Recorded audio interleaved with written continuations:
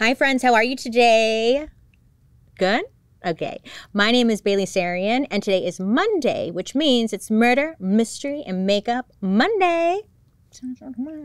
If you're new here, hi, my name is Bailey Sarian, and on Mondays, I like to sit down and talk about a true crime story that's been heavy on my noggin, and I do my makeup at the same time. If you're interested in true crime and you like makeup, I would say subscribe because I'm here for you on Mondays. Before we get into today's story, we do have a word from our sponsor, PDS Debt. Now debt, listen, it doesn't like break in. It just sneaks in with a missed payment. Then you get a second notice, a bill you push to the next paycheck, or a card you swipe when you know you shouldn't. I mean, that's how debt works. And it creeps up on you. And it adds up fast. Suddenly your account gets locked. I don't know about you, but one time, like, my wages got garnished. Yeah, that can happen. And then it feels like a freaking nightmare with no end in sight. And that's why I'm here to tell you about PDS Debt. PDS Debt has already helped hundreds of thousands of people escape debt from credit cards, personal loans, collections, or medical bills. PDS works with you to actually understand your unique situation and then craft a personalized plan designed for you, not just some like one-size-fits-all do this kind of formula. Now, their mission is to help you save more so you can pay off your debt faster and start putting your money back in your pocket. And I know like this isn't the kind of thing that you just like trust to anyone. So, you know, why does PDS stand out? Well, they were rated with an A+ by the Better Business Bureau, for starters. They have thousands of 5-star reviews on Google, and PDS holds a 5-star rating on Trustpilot. Basically, PDS has a proven track record of helping people finally get out of debt, and people love them for it. And then, of course, like the best part, there's no minimum credit score required. So you can start getting your debt in control today. And right now, you're 30 seconds away from being debt-free. Get your free assessment and find the best option for you right now at pdsdebt.com/Bailey. That's pdsdebt.com/Bailey. pdsdebt.com/Bailey. A big thank you to PDS Debt for partnering with me on today's episode and for viewers like you, because without you, I wouldn't be here. And now, let's get into today's story. So in a quiet, like little Michigan mining town, one woman's messy love life, honestly, it's more like a love square than a triangle. It went from like small town gossip to national headlines. What started as an attempt to save like a crumbling marriage actually spiraled into like one man vanishing without a trace, another one overdosing, and a third dragged into a scandal that he could not escape. Today, we are talking about the disturbing case of Kelly Cochran. Kelly Cochran. She's from Michigan though, so, but still. But like, here's the question. You don't know with this woman, okay? Was Kelly like, honestly, low-key a serial killer? Was she just like a mastermind who was pulling the strings? Or was she just like, oh, a simple woman who let her obsessions destroy everything around her? Those are the questions that you will probably be left with. Kelly! If you're interested to know what I'm using, I'll list it down below, by the way. Thank you. Okay. So our story, it starts off in Iron River, Michigan. It's a small town in the Upper Peninsula of Michigan. And around this time, it was said that there were like 3,000 people living there. Maybe there's more now, maybe there's less, but you know, it was small and they had like one stoplight. Now, if you look at pictures and stuff, this area is filled with like tons and tons of trees. It honestly is like kind of spooky, okay? And then the name is kind of aggressive. It's like Iron River. But I guess they got their name from like the local mining company. So that's fine. It's here where 53-year-old Air Force veteran Chris Regan was making a life for himself. You know, he like grew up in Detroit. He later served in the Air Force, and then he eventually came to Iron River to be closer to an old flame. Her name was Terry O'Donnell. So he moves and all that, and he finds work at like a local manufacturing company where no one had anything bad to say about him. You know, he sounded like a great guy. Like, it was said that he was reliable, a great team leader, and just like fun to be around. So it was a little odd when Chris didn't show up for work on October 14th, 2014. Now, he was not the type to like call out, let alone be a no-call, no-show. So it was weird. Then he didn't show up to work for like 2 more days. Now, again, this was like very concerning because it was completely out of character for him. Now, his coworkers went to his boss and mentioned that Chris had mentioned to them like that he had gotten a new job and he was planning on moving. So they were thinking, well, maybe he just kind of like up and left, you know, like, okay. So it was concerning, but okay. But after 3 days of like no call, no show, you know, at work, this led him to being terminated from the workplace. So this was like the first kind of sign of, something ain't right. Now, Chris and Terry had broken up by this point, but they were still like close friends and they would like text all the time. So she's texting him and calling him. And after, 10 days straight of texting and calling Chris with no response, Terry got worried. She's like, what the hell is going on? Like, again, this is not like him. So she went to police. So Terry ends up taking police to Chris's apartment and she lets them in because she has like a key, So she lets them in, and when they get inside, they see that the place is like a hot mess. In the apartment, there was just like boxes, packing tape, and crap everywhere. Now, Terry told police that Chris, he had accepted like a new job in Asheville, North Carolina. He was moving there to be like closer to his son, and he was packing and getting ready to move, but like normally he was a very clean guy and organized. So this was just like unusual. So they're looking around the apartment and they're finding all sorts of stuff. One of the documents they find was like the actual offer letter for his new job. And it wasn't signed and it wasn't mailed back to the company yet. So it was like, Terry's like, well, he accepted the job. Like, why wouldn't he sign and mail it off yet? It's like, that's weird. Then they see his personal calendar. And they see that Chris had written he was going to resign from his current position on October 14th. And his last day of work was written down on October 23rd. So they're like, okay, so he had plans to like show up for work. They also noticed that his car wasn't there, his cell phone wasn't there, and the apartment window was open. Honestly, to police, it seemed like Chris had just like gotten up and like left the apartment really quick with the intention of coming right back. So a few days go by and there's still like no sign of Chris. So Terry, she's like driving around, and when she's driving around, she sees Chris's car at the local park and ride. It's like a carpooling parking lot, So she sees his car and she contacts police. So they come out to have a look, So Terry is telling police that like Chris would never leave his car like that for like a few days. His car was like his baby. So they look inside and they have a little flashlight. So they look inside and they see his knee brace.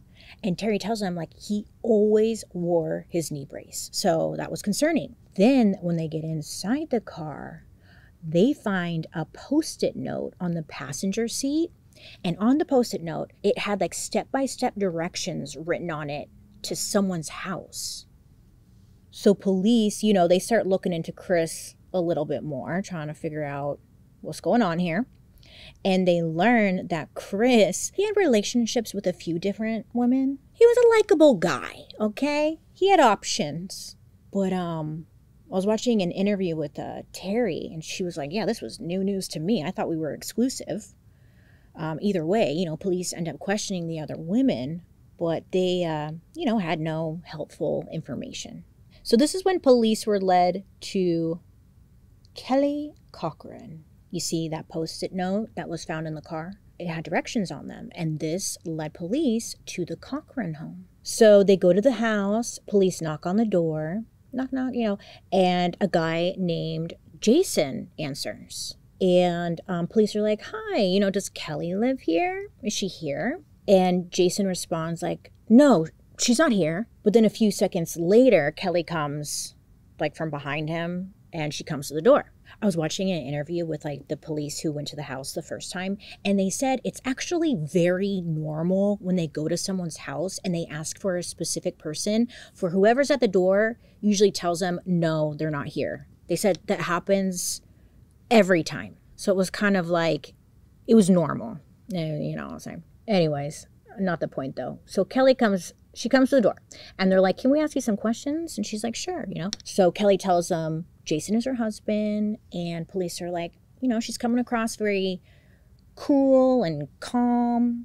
And they kind of look at Jason, and he just appeared very nervous, quiet, uneasy. I guess his eyes were kind of like going back and forth, like, they're like, okay, noted. So they ask Kelly, like, hey, do you know Chris Regan? And she tells them, she did. They were coworkers, but she hadn't seen him for a while. Police ask, like, hey, do you know why Chris's car was at the park and ride? And it was noted. Her response was kind of weird because she said, like, what? I don't know. Like, he loved that car. And police thought this was odd because she was using past tense. They were like, he loved that car? So they had their suspicions that something was up, but they had nothing to base that on yet. They're like, these two are weird. The Iron River Police Department, they were, pretty small and they needed backup. So they called the Michigan State Police for help. And that's when they brought in Jason and Kelly. They brought them in for questioning because of that Post-it note that was found in Chris's car. I mean, it led them straight to the Cochran house. So it's like, this could have been the very last place Chris went before he disappeared, right? So they're like, bring them in. So they first interviewed Jason. Right off the bat, he starts the interview by telling police that he hasn't been doing well. He was institutionalized like a month ago. He has intense anxiety and he was seeing a therapist. Then he went on to say like he had lost a close friend recently. And on top of all of that, his marriage was falling apart. And it was like, wow, what a way to start. He just like laid it all out there. So they asked him if Kelly was having an affair and like, did he know about it? And Jason, he seemed pretty bothered by this question, but he went on to say that he knew about the affair and he just kind of like accepted it. And that if Kelly really wanted to be with someone else and like not him, then he would let her go. But you could tell he was just very upset, emotional. When Kelly was brought in, police noticed, once again, she was very like calm, cool. She was very in control of her body language. It was just different. But right off the bat, Kelly starts talking about, her husband, Jason, and how they had an open marriage. She mentioned that like she and Chris were having a relationship, but Jason knew all about it and he was totally okay with it.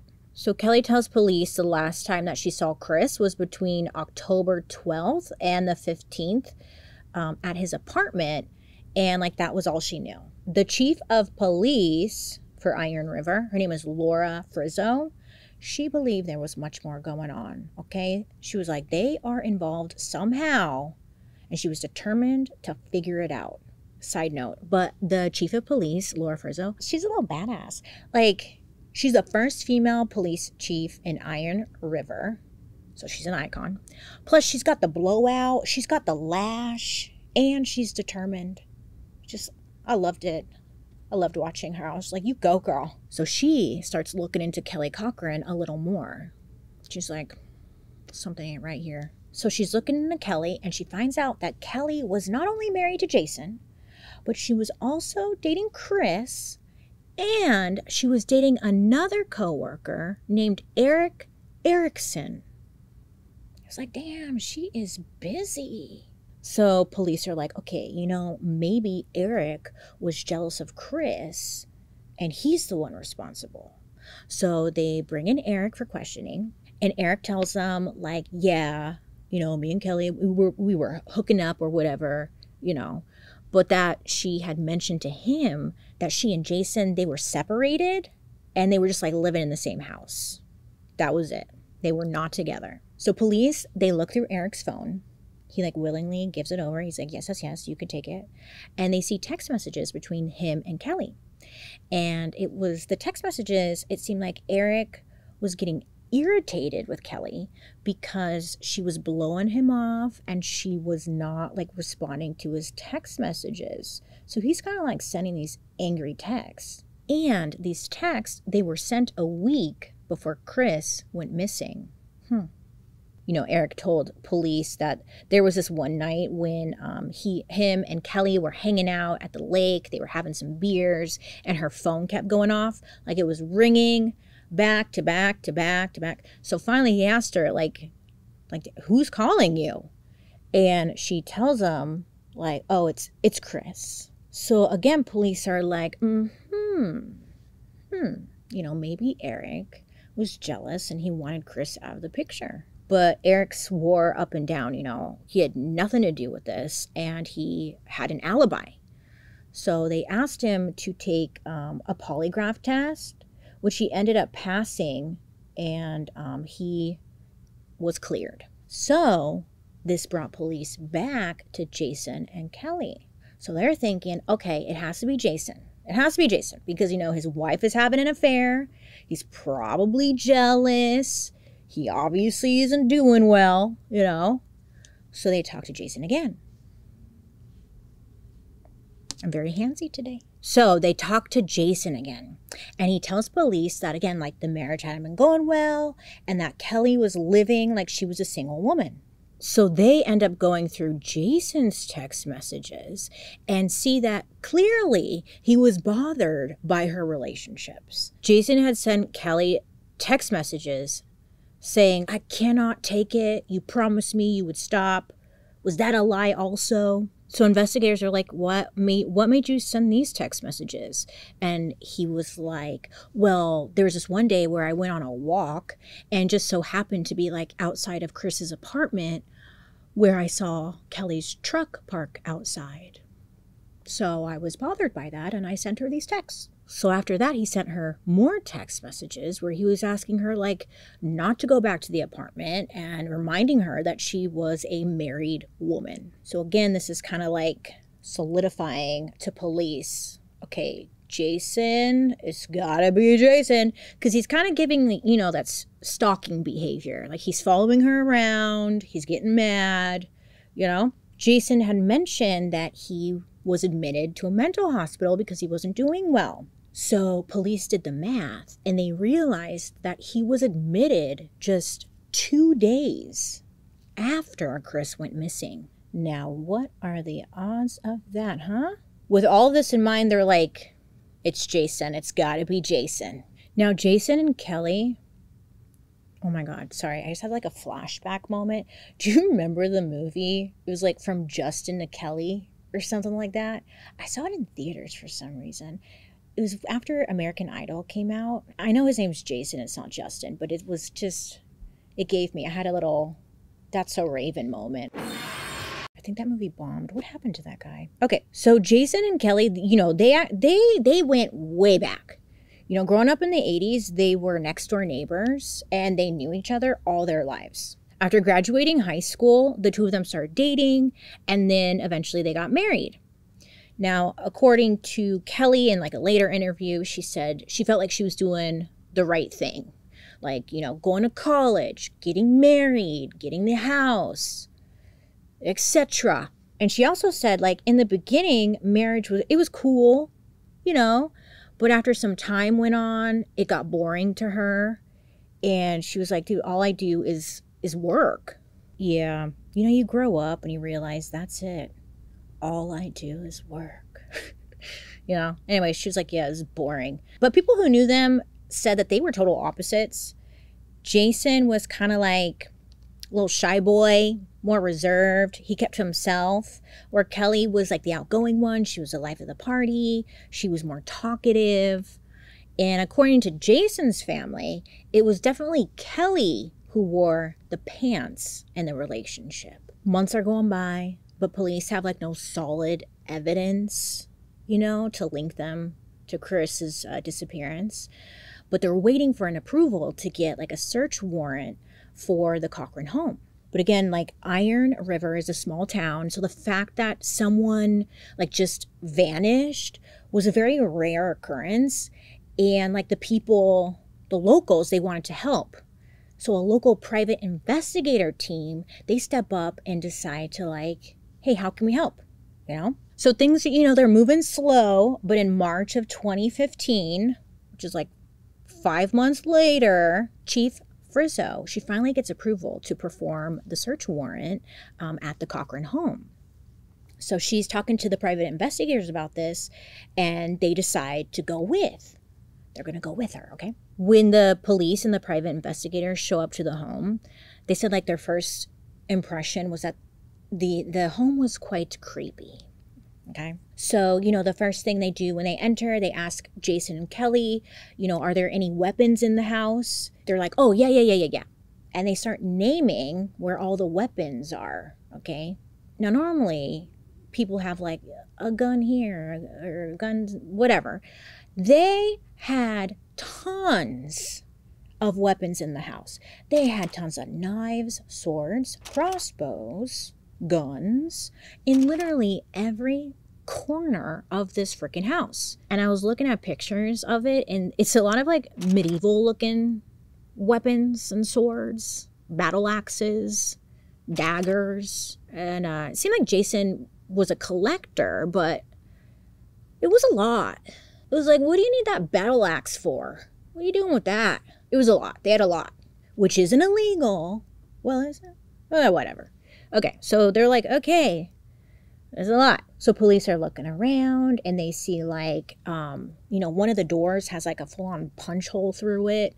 Plus the front door itself was cracked and damaged. So they decide to call in the crime lab people to come out and like document the scene, collect any evidence, take photos, do all that stuff. So while police are waiting for the crime lab people to show up, the two private investigators that came with them, they're standing in the living room, and they're just kind of like looking around. They don't want to touch anything and like potentially contaminate the scene. So they're kind of like sitting there waiting, and they look up at the ceiling, and they notice that the ceiling tiles were newly painted.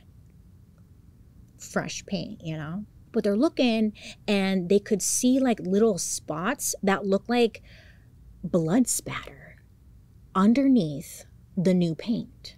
And all this was caught on police footage. So you see them like looking around, and they're like, what's that? You know? So they asked Kelly about this, and Kelly said that they were doing some like recent remodeling and painted the ceiling tiles. But if you look at the interior of their home, you're like, remodeling where? Okay? Because, girl, where? Sure. Okay. So eventually the crime lab people, you know, they show up, and they end up doing like luminol tests on the ceiling spots. Now, luminol will detect blood. So they do the test, and it comes back positive for blood. So to police, they're like, okay, it looks like some kind of an attack happened at the door, and then the blood had like spread out onto the ceiling. So they collect their samples and a bunch of evidence, and Chief Frizzo was feeling like, this is it. Like, this is it. We got it. You know, once we get confirmation on that blood, that's it. Yeah, she's feeling good. Literally the next morning, Chief Frizzo gets a phone call from the Cochrans' neighbors. Now, they were calling to let her know that Kelly and Jason loaded up their truck and took off. Like they were skipping town. She's like, oh shit, no. So the neighbors, they were brought in for questioning, and they had mentioned that around the time of Chris's disappearance, they noticed that the Cochrans started renovating their house, but they weren't like working during the day. They were only working at night, okay, for multiple nights. The neighbors said that they could hear them like sanding and using a reciprocating saw. I had to look that one up. But again, it was like 2 or 3 in the morning, and they did this for like a handful of days. This is when Chief Frizzo, she knew deep down, she's like, oh shit, they most likely like were cutting Chris up. But again, like she had no hard proof. She had no hard proof yet, just allegations. Then another neighbor told police that like they were outside in their front yard, like minding their own business, when they smelled something funky, like real funky. And they're like looking, and they noticed that Jason and Kelly, they were burning something. So the neighbors like out front kind of like looking in their direction, and I guess Kelly came like running out into the front, and the neighbor asked her like, what the hell are you burning? And she told him like, oh, we're just like burning some brush. It's not, no big deal. But according to the neighbor, he was like, I have lived here all of my life, and I have never smelled anything that awful before. Like, it was bad. Now, to you and I, we're like, what's she burning? What are they burning? A body? Police. They go out and they search like the Cochran yard. And they notice that there, like in the yard, there's a fire pit shaped like a barrel sunk into the ground, but the barrel itself was missing. So they ended up like sifting through the dirt and the ashes, and investigators, they uncovered a saw blade along with small scraps of denim, rivets from like your jeans, buttons, and a zipper. What? Yes. But like, again, it's like, it's not that DNA proof. It's just like, you know what I'm saying? So there wasn't anything they could do with this. They all know what the fuck is going on, but they can't make an arrest just based off of this. So during their search, when they searched the home, they also found journals and like short stories that Jason had written. And there were a few that stood out, but there was one story titled Quack's Revenge, and I guess it was an odd one. So Quack, yeah, main character, Quack, went on a killing spree in this story, and he wanted to get revenge on a guy whose description almost matched Chris's to a T. Okay, it was a bizarre story, and it was dark, and it was highly suspicious, but not illegal. So, Quack, we're on to you. Well, lab results come back to Chief Frizzo about the blood samples found on the ceiling tiles. Now, she's all excited about this because this, again, is going to be like, this is it. But sadly, the samples were bad. Yeah, they came back with nothing, like no clear DNA. Nothing. Now, this turned out to be like one of the biggest disappointments because, like, again, this was it. So I was like, damn, like, now what do we do? You know, because Jason and Kelly had skipped town. Well, surprise, surprise.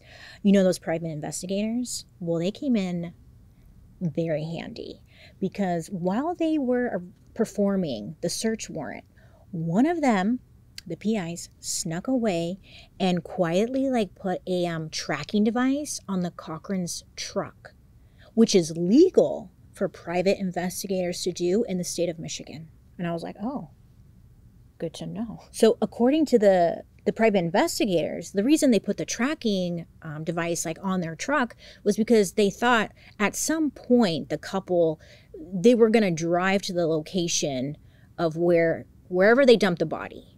So, you know, they stuck that little device under the truck low key without like anyone knowing. So the private investigators, they go tell Chief Frizzo about the GPS because they were following them. And they share that Jason and Kelly, they drove all the way down to Hobart, Indiana, and were staying at Kelly's parents' house. So Chief Frizzo, she contacts the local police department in Indiana, and she tells them everything. She tells them what's going on. just fills them in, okay? And she's like, listen, I really want DNA samples from Jason and Kelly. So luckily, this police department is like, oh, okay, we'll get that for you. So once again, the police, they locate Jason in Hobart, and they bring him into the department saying like, hey, we have a warrant to get your DNA. So it was said when they picked him up, he was like, obviously very nervous. He didn't say a single word the entire time. And he was like shaking and sweating and just acting odd. So Hobart police bring him into the station, and then they put him in like in an interrogation room. So Jason is just sitting there, and then in walks Chief Frizzo. Listen, she drove over 6 hours from Iron River down to Hobart just to further talk to Jason and get his DNA. Now, this little moment was caught on the security cameras or whatever, but when she walked in, like, Jason just he kind of goes red in the face, but he just looks completely shocked. He's like, what the fuck? You know, just to see her walk in. Now, Chief Frizzo said that she was really hoping to make him feel like a victim in hopes that, like, he would kind of confess. So she was like, hey, remember when your wife was cheating on you? And you, like, just wanted her to act like your wife? Remember? That was kind of crazy, huh? And you could tell Jason was, like, uncomfortable and bothered. But immediately he asked for a lawyer. So she's like, damn. So she backs off, but she gets her DNA sample. So during this time, Kelly was calling his phone nonstop. She was calling. You know, I think she's worried. So then Kelly comes into the station. And Chief Frizzo said, like, she could tell Kelly was annoyed. Like, damn, this woman will not leave me alone, you know? Like, oh, God. Chief Frizzo, she sits down and she kind of fibs a bit. She tells Kelly that Jason had been there for a while and that he told her some stuff. She's like, yeah, he told me some stuff. Hoping to create, you know, some kind of distrust between the couple. But Kelly, she immediately asked for a lawyer. And Chief Frizzo was like, God damn it. So she backs off, but she's able to get her DNA sample. So things kind of hit a standstill. That is until the night of February 20th, 2016. So a 911 call comes through, and it's Kelly. And she's calling to report that her husband, Jason, was barely breathing. She said his face was turning blue and, like, she needed an ambulance.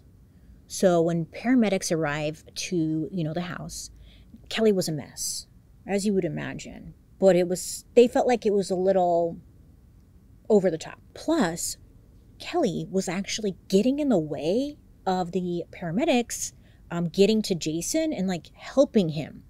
She was kind of like, I got, like, just in the way. And they're like, get out of the way. I guess it got so bad that, like, they had to remove her from the room. Now, sadly, there was nothing they could do, and Jason was pronounced dead from what looked like a heroin overdose.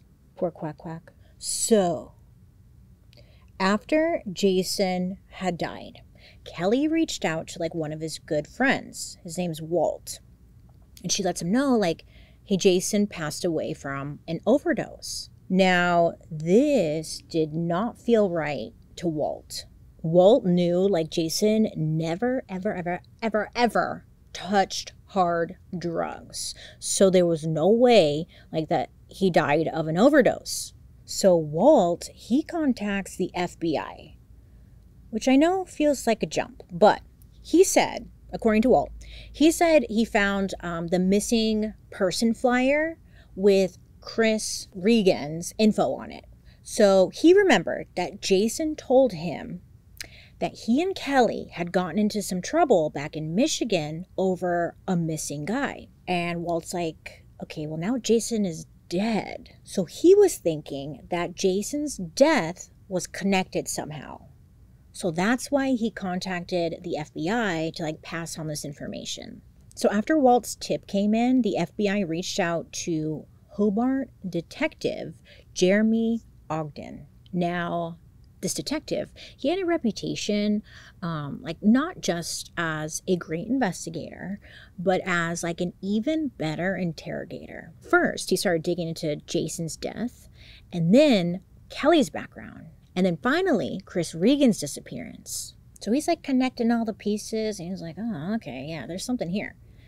So that's when he ends up connecting with Iron River Police Chief Laura Frizzo. Now, she was thrilled to get this phone call, just to see any type of movement on the case. And immediately, like, she sent over every document and video she had regarding the situation. Thank God for once police departments were, like, communicating with each other. You know how it is. A very rare occurrence. So it was refreshing to see this. So he gets all the information, Detective Ogden. So right away, he orders an autopsy to be done on Jason's body. And when the results came back, I mean, it was shocking. Yes, Jason had drugs in his system, but it was determined he died from asphyxiation caused by strangulation. I'm smiling because asphyxiation is not coming out how I want it to come out. Asphyxiation caused by strangulation.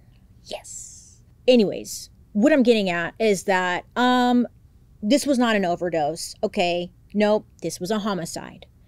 So with that in mind, Detective Ogden, he officially ruled Jason's death a homicide. So after all this, Detective Ogden, he brings Kelly in for questioning. Now, I'm going to be honest here. This would be the first of many interviews. There's so much footage of her being questioned. In the end, it was said they had over 100 hours of questioning. She liked to talk, but only with this Detective Ogden guy, because she wouldn't talk like this with Chief Frizzo. Anywho, so Detective Ogden, he told Kelly, like, hey, I just want to talk to you about your husband's death, But during questioning, she stayed in control. She was playing games. She was giving dodgy answers. She was saying, like, a lot, but nothing at all. Do you know what I'm saying? In some of the interviews, she's like, oh, I like observing people. I like studying people. I like to manipulate people.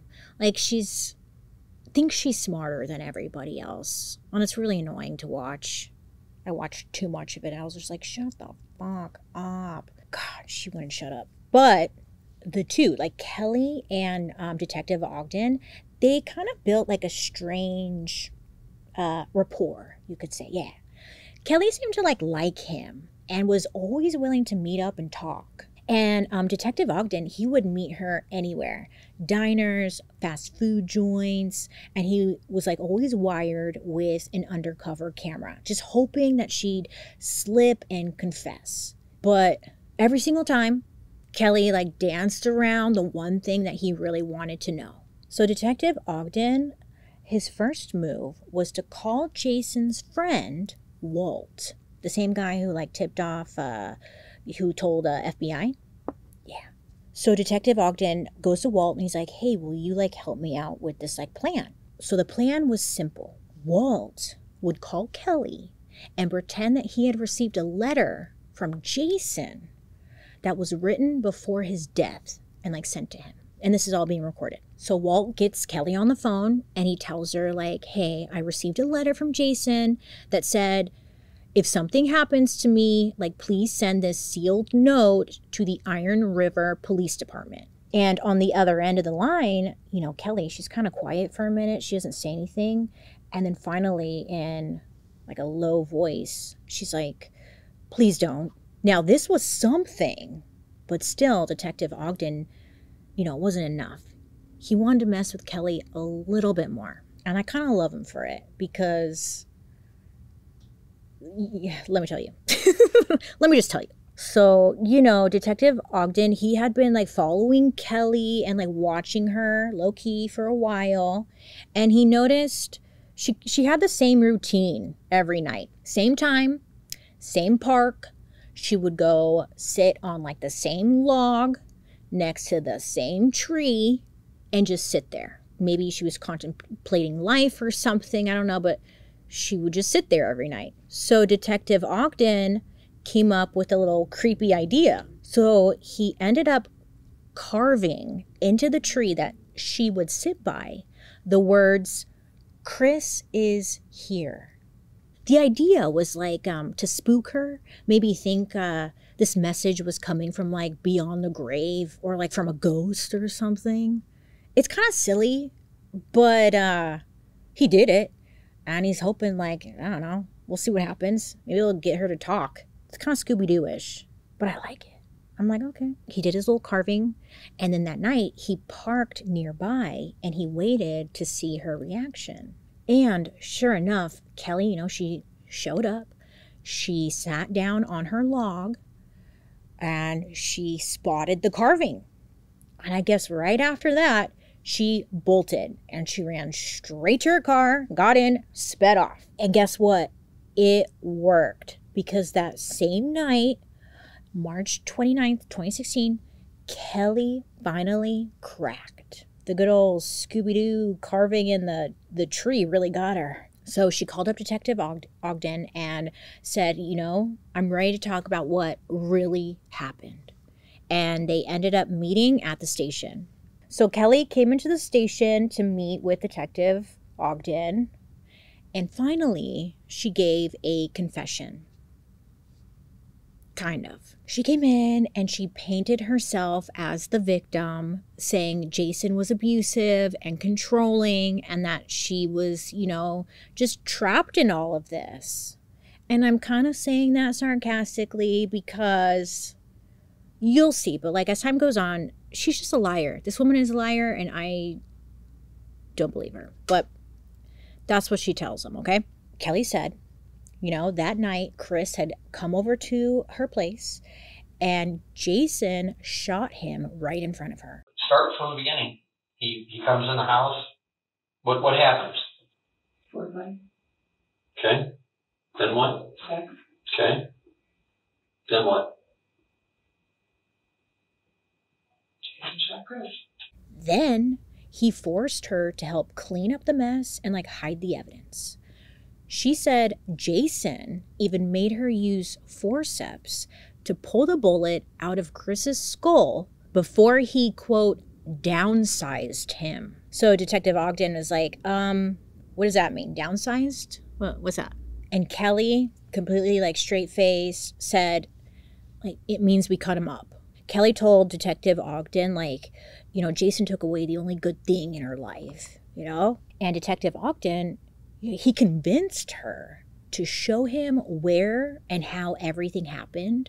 So at 1 a.m., they drove 6 hours to Iron River. I like how determined everyone is to solve this. It's great. So they drive all the way out there. And when they get there, Kelly first led detectives to a spot where she claimed they had dumped Chris's body parts. So the area was searched, but nothing was found. So Detective Ogden tells her, okay, well then take us to your house and walk us through step by step what happened that night. So they go to the house and Kelly's like, fine, here's what happened. So according to Kelly, Jason had forced her to lure Chris over that night. She said that she and Chris ended up having sex on the landing by the back door. I was like, sure, all right, whatever. So they had sex, and where they had sex also happened to be at the top of the basement stairs. So it went stairs to the basement, landing, stairs to the kitchen. So that landing is where they were doing it. She said when they were finished, Chris started heading upstairs towards the kitchen. And that's when Jason came out from the basement and shot him. Kelly said Chris had he fell backwards onto her and the two of them tumbled all the way down the stairs. So, Detective Ogden, he's listened to her story, sure, whatever, but he could tell. He said in an interview, he was like, I could tell she's just making this up as she went. So at this point, police are really realizing that Kelly is just a serial liar. Now, the problem was figuring out, what exactly she was lying about and what was the truth? Because the truth was in there somewhere. But like, was she genuinely confused about the location that she pointed them to? Or was she deliberately like sending them on a stupid wild goose chase? They couldn't tell. But you know, like, at least she's talking. With no hard evidence, they had to send Kelly back to Indiana. And without proof, they couldn't get a warrant for her arrest. Which sounds crazy, right? Because you're like, well, she's confessing, like, this is what happened. But, like, according to her confession, she was just there and it was all Jason. So they couldn't arrest her. Meanwhile, investigators, they kept, like, combing the area around her Iron River home. They would find items that, like, could be evidence, but the struggle was always the same. No DNA, you know?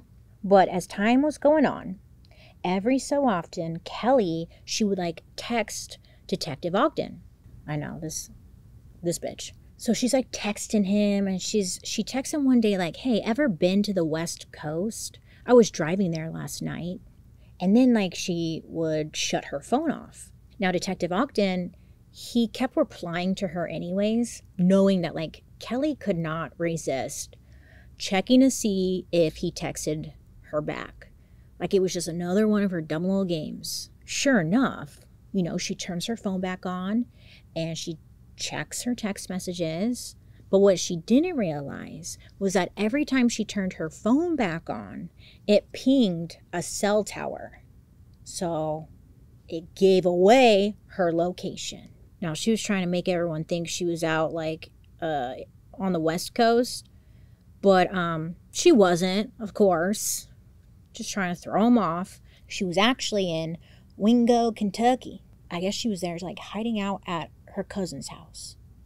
Wingo, Kentucky. Now listen, she really messed up with this whole text game, because fleeing the state and taunting the detective implied suspicion of guilt. And this was enough for police to finally get a warrant for her arrest.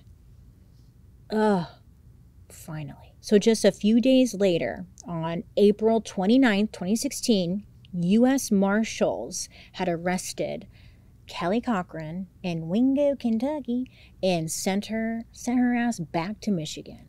So Kelly, she was formally charged with 5 counts: first-degree murder as an aider and abettor, conspiracy to mutilate a dead body, concealing the death of an individual, larceny in a building, and lying to a peace officer during a violent crime.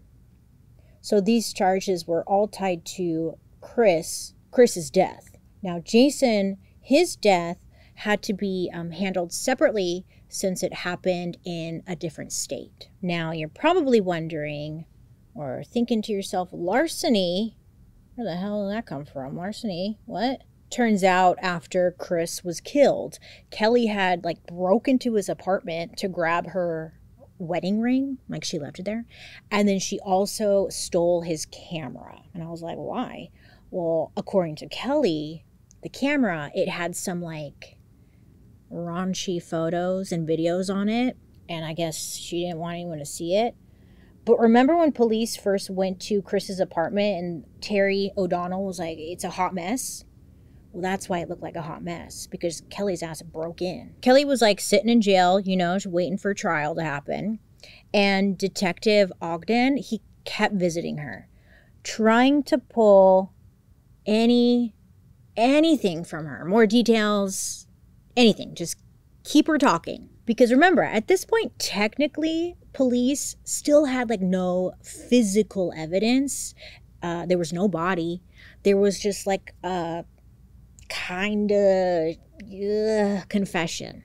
Okay, but listen. During one of those interviews, Kelly shared new information. Well, she shared a lot, but something interesting came out. She told Detective Ogden that on the night of her wedding, she and Jason made a pact, a deal, an agreement. Now, according to her, she said the deal was, if either one of them cheated, they had to kill their side piece. So if Jason cheated, he had to kill his mistress. If Kelly cheated, she had to kill her mantress. Yeah, I was like, was that part of like their vows or something? But okay. Okay. So listen, this is the first time that Kelly was finally admitting that she knew in advance that Jason was going to kill Chris that night because of this pact. Didn't I just say though that like she would have to kill whatever? Eventually Kelly dropped the games and she told Chief Frizzo that she wanted to do the right thing. So she agreed to take them to where Chris's remains were buried. So Kelly takes them like out to this wooded area, and it's funny, but it's not funny. But like while, you know, police are searching, Kelly is like, hey, can I get like a smoke? Can I get a cigarette? Can I get a smoke? Can I get a light?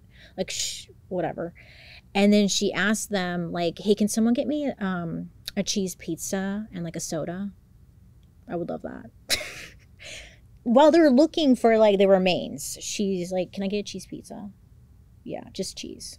And you're like, girl, read the room, Jesus. With the help of a cadaver dog, investigators uncovered a buried skull, later confirmed to be Chris Regan's. Now, it was the break in the case they desperately needed. So from that location, they brought Kelly back to her old Iron River home, which had been left untouched since she and Jason left a year earlier.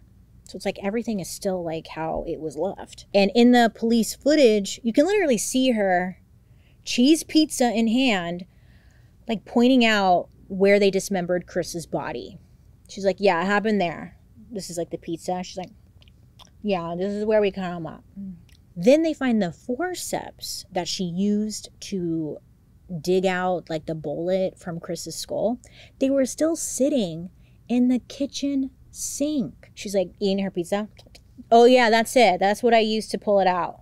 It's right there. It's just like, yeah, girl. But also so frustrating because if police would have like, when they initially did that warrant and like took stuff from the house, if they would have taken like these tools from the kitchen, it would have had the DNA on it. You know, it was like, they were so freaking close. Anyways, at least they were getting answers. And then Kelly shows them like where they hid the gun, or like hid part of the gun that Jason had used to shoot him. So it was like, finally, like everything is like coming together. So even after confessing, Kelly pled not guilty to all 5 charges. Her trial, it actually started on February 14, 2017. So Valentine's Day. Kind of ironic, you know? It's like rain on your winter. Because, you know, it's a trial about killing her lover. It starts on Valentine's Day. Come on, that's kind of ironic. Anyways, so the trial starts. It lasted like 3 weeks. Now, Kelly's defense team argued, like it was all Jason, that she was just a victim. They even leaned into the idea that Kelly was such a liar and a drug addict that like nothing she said could be trusted. They're like, she's a liar. She's a liar. Her story changes constantly. So how do you even know what's real? They just leaned into that. She lies. I think it's very apparent that throughout the course of these proceedings, my client has been less than truthful. Not gonna sugarcoat it. She's a liar. And I was like, okay, that was an interesting approach, you know? The prosecution, though, I mean, they focused on, well, first of all, the hundreds of hours of questioning, but also, like, the whole marriage pact of it all, you know? You know, they had her on tape admitting that she knew, like, what would happen to Chris that night, proving that she wasn't just an innocent bystander in all of this. She was a willing participant. So Kelly, she actually ended up taking the stand, you know, herself. Well, I was like, uh-oh, this isn't going to go well. She told the court that Jason was abusive, he was jealous and controlling, but that she never told anyone about it until after the murder. So people were like, you know, Was she lying about? I don't know. No one really believed her about him being abusive, but that's what she was claiming. Now, at one point, she tells the court straight up that everything she said, she lied about. Like, everything was a lie. Her story kept changing. She's like, yeah, I lied about everything. She said there was no pact with her husband. She said she made that up. It never existed. And she claimed that she had no idea Jason was going to kill Chris that night. Well, you know, again, after like 3 weeks, the jury, they go for deliberations, and they're only gone for like 3 hours. And, you know, they didn't buy anything that Kelly said, because they came back and they found 35-year-old Kelly Cochran guilty on all charges. Now, she was sentenced to life without parole. Now, it was said in court. Well, you can see the footage too, but like in court, she just like had nothing. She had no emotion, nothing. She didn't care. Well, what about Jason? You know, I was like, what about Jason? 11 months later, in May of 2018, Kelly pled guilty to the murder of her husband, Jason, and she was sentenced to 65 more years in prison. In exchange, she got a deal guaranteeing she could never be charged with any other murders in the state of Indiana. I was like, okay. Now you think it's over, but it's not over. Because after Kelly's sentencing, even more disturbing allegations started to surface. Her own brother, his name's Connor, listen, he reached out to Detective Ogden with his suspicions that Kelly hadn't just like stopped at Jason and Chris. Now, according to Connor, Kelly once told him there were more victims. 9 in total. He said she and Jason would like make these little comments about killing people, but at the time, everyone brushed it off as like, oh my God, they're just like dark humor. But obviously looking back now, it wasn't so funny. Yeah, so he believed there were more people. Now, while in prison, you know, Kelly's mom had called to talk to her. And you know, it's recorded. Her mom calls her and is like, Kelly, what the hell is going on? Like, where the hell is all this coming from? And Kelly responded, telling her, like, you didn't see this coming? Her mom's response made me giggle just a little. Because she was like, well, yeah, after all this, I could see it coming. But still, it was just funny. Because most people were like, I never saw it coming. And her mom was like, yeah, I could see it coming. But still. So then her mom goes on to say, like, but I didn't know that, like, you guys had, like, killed people before. Do you guys even have, like, a conscience? And have you always been like this? And Kelly responded, I've always been like this, Mom. And it was like, I don't know. I just thought it was an interesting call. She said a lot, again, without saying really anything. Chief Frizzo, she later admitted that she believed there were more victims. Why? Because when it came to Chris Regan's case, it was just too clean. Like, if Kelly hadn't cracked, they might have never actually solved it. Again, like, there was no solid evidence without her confession and, like, leading them to where his remains were found. And to Chief Frizzo, that kind of precision didn't feel like a first-timer kind of situation. But, you know, there's, like, no proof or anything. So it's just beliefs. Then came another disturbing allegation. This one from the neighbors. So remember the same neighbors who said that they heard Jason and Kelly like running power tools late into the night? Yeah, them. So listen, okay. They said that just 2 days after like all that noise, the construction and all that, the Cochrans, they had invited them over for a little like backyard barbecue. So the neighbors agreed, you know, like, sure. And when they showed up, according to them, they were kind of shocked because they said there was like $150 to $200 worth of meat piled up. Just like way more than you'd expect for a little cookout, you know? So they were like, oh wow, okay. So, you know, they ate it. And later they shared that like the meat tasted off. Like it was extra chewy. Well, according to the neighbor, he said it was kind of see-through, like lobster meat. You know how it's kind of like see-through? He was like, it looked like that. And he was just horrified. I watched the interview of him, and you could just see it in his face of just, he was disturbed. You know, afterwards, the neighbors truly believed that Kelly and Jason chopped Chris up and like served him at the barbecue. After this realization, they were messed up. I'm sure they're probably still messed up. According to Chief Rizzo, none of this like ever made it into the official investigation because there was no proof. There was no evidence that they consumed Chris's remains. You know what I'm saying? And that the neighbors came to that conclusion on their own. But still, I don't know. Listen, in 2019, Kelly Cochran, she filed an appeal and she lost. And to this day, she's still behind bars at the Women's Huron Valley Correctional Facility in Ypsilanti, Michigan. Now, I was thinking to myself, I don't know if you were thinking this, I know you weren't, but I was. And I was like, Huron Valley Correctional Facility. That sounds very familiar. Why does that sound familiar? And you know what? You know who else is at this prison? Murder Mystery Deep Cut. Cherie Miller.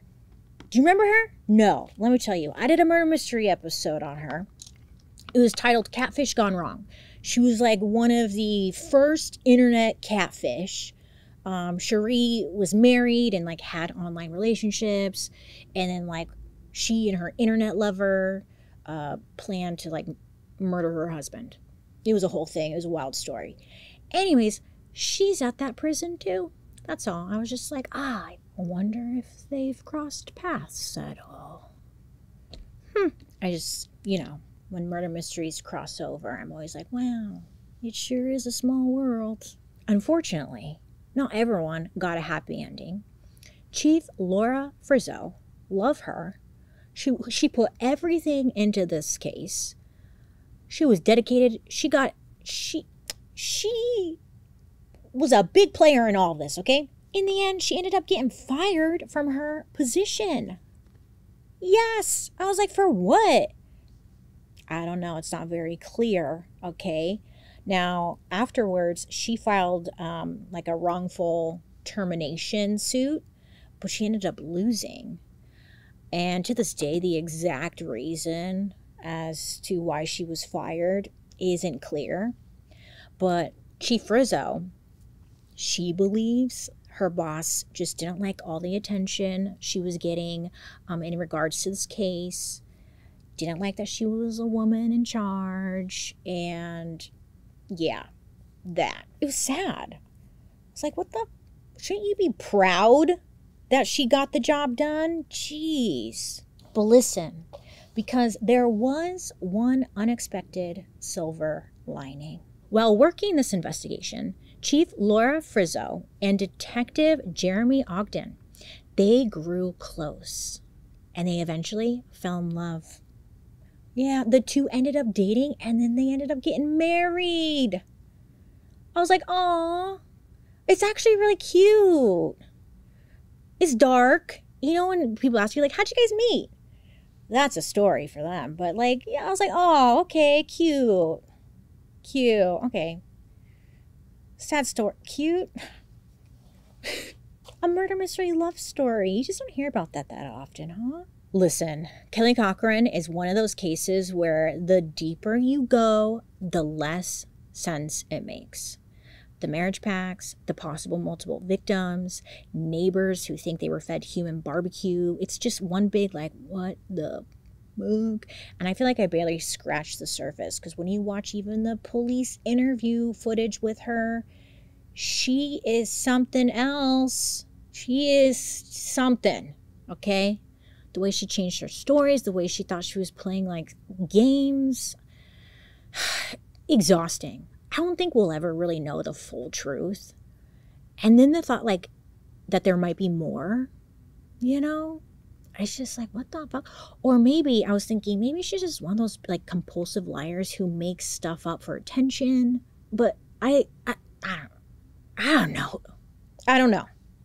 She's exhausting. I'll say that. And I was thinking, I was like, I mean, if this is what we do know about Kelly, I can't imagine what we don't know about her. And then at the end of the day, poor Chris Regan, like, lost his life because of this stupid woman and her husband. And between like Kelly's lies, Jason's violence, and like all the games they played, it just feels like Chris was caught in the middle of just something he never stood a chance against. And like, and to lose her, just sad. Thank you guys so much for hanging out with me today. I hope you have a wonderful rest of your day. You make good choices. Please be safe out there. And let me know what you think in the comment section down below, who you want me to talk about next time. But other than that, have a good day, and I will be seeing you guys later. Goodbye. Oh, go watch that catfish murder mystery I did. I'll link that down below because that one's crazy too, okay? Goodbye.